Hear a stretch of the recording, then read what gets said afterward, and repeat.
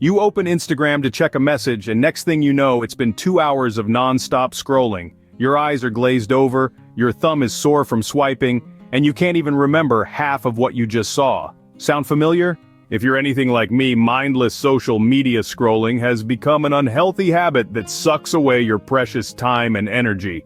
But fear not, my friend, I'm here to share some real talk and help you break this cycle once and for all. You know, I used to be really bad about mindless scrolling. I was addicted to it, just endless hours lost to scrolling through social media. I'll show you a screenshot later that proves just how much time I was wasting on that stuff. And I'm gonna share the simple steps I took to stop scrolling endlessly. We've all been there. You pick up your phone to check one thing, and the next thing you know, you're deep into the rabbit hole of your ex's cousin's best friend's dog's Instagram page. Imagine this. You're all cozy on your couch, ready to dive into the world of your favorite fantasy novel. Just one quick peek at your phone, you say. Next thing you know, you're 3 years deep into a complete stranger's vacation photos, wondering how they managed to fit so much luggage into a Mini Cooper. Or how about this one? You're at work, you pick up your phone to check an important email, and before you know it, you're watching a live stream of a lovable grandma in Idaho, showing you 50 ways to knit a scarf. It's easy to get lost in the endless scroll, isn't it? The good news is you're not alone. We've all been there, laughing at memes at 3 in the morning or getting emotionally invested in the life of a squirrel named Bob, who has his own Facebook page. But let's get serious for a moment. These humorous anecdotes hide an ugly truth. Excessive social media use can have negative effects. Studies show that spending too much time on social media can lead to procrastination and decreased productivity. It can also affect our mental health, leading to feelings of anxiety and depression. Here's the bad. Every minute you spend scrolling through your feed is a minute you're not spending on something else. That's time you could be using to learn a new skill, read a book, or even, dare we say it, interact with people in the real world. And the more time you spend on social media, the more you're likely to compare your life to the carefully curated lives of others, which can lead to feelings of inadequacy and low self-esteem. Sure, we've all had a laugh at a cat video or two, but maybe it's time to consider what else we could be doing with our time.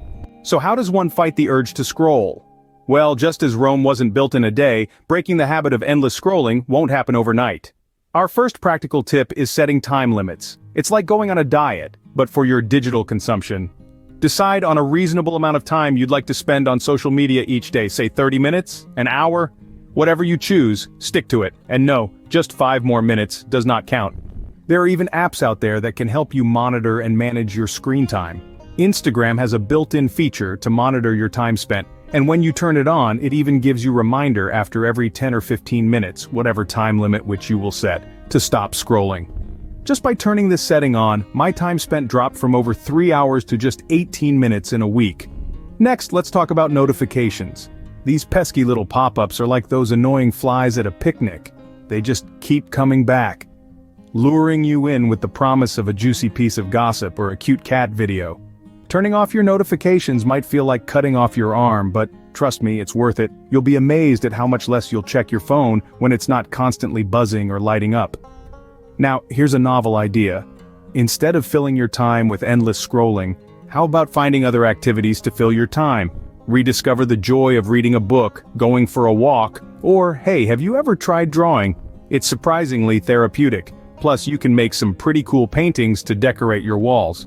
And finally, don't be too hard on yourself. Changing habits is tough. If you find yourself falling back into old patterns, don't beat yourself up. Instead, take a deep breath, remind yourself why you're making this change, and try again. And here's a bonus tip. Unfollow accounts that don't bring you joy or add value to your life.